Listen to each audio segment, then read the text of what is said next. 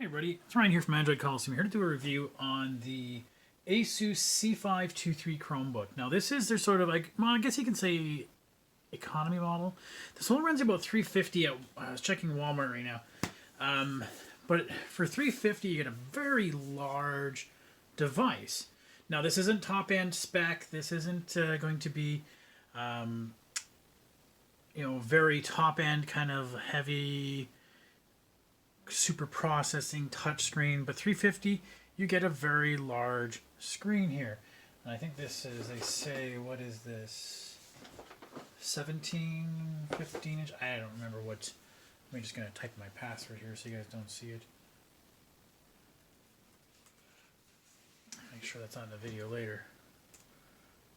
Come on.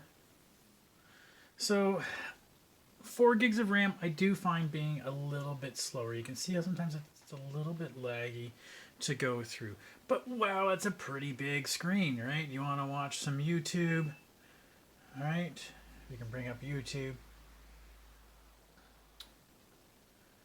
Alright, hey, there's Ginger Pale. Apparently this guy is Canadian.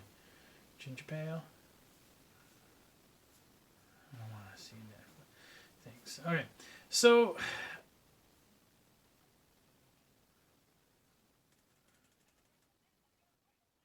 you can get some volume in there. So happy for your loss. Oh, my website's not dead. It might as well be. Maybe just because it's loading. Anyway, it's kind of it's not fast, but it's big. We have a large screen display. We have large resting hand places for our hands here. So the touchscreen works very well. It works in all the three touch going up for most Chromebooks have that. It can also click as well. I'm kind of wishing there was a touchscreen. There is a model that does touchscreen, but that doesn't have touchscreen. You do have kind of a larger bezel. They will say not much on the side, but the top and bottom do have a very bit larger because the whole thing is just large. We have, this is the model that's 32 gigs of storage, 4 gigs of RAM. We have USB-C on both sides that you can use for charging. We have a USB-A on both sides, headphone and micro SD card. We don't have is HDMI, so you'd have to get an HDMI adapter for that if you want to plug this into another TV. So yeah, performance hasn't been great. I did run PUBG on it. It did work, but PUBG doesn't have mouse inputs, keys on it, so it didn't really work so well, but it was pretty choppy. So this is definitely going to be a work, something for your kids. Let's bring up Feedly or something. Here's my Feedly, I can read through that. So again, not super fast. That could also be the website taking its time. Go back to Google. So bring one of these things in for St. Patrick's Day. So it's not super fast, but for most people just need to do some work, get some homework done on it, bring up Google Drive.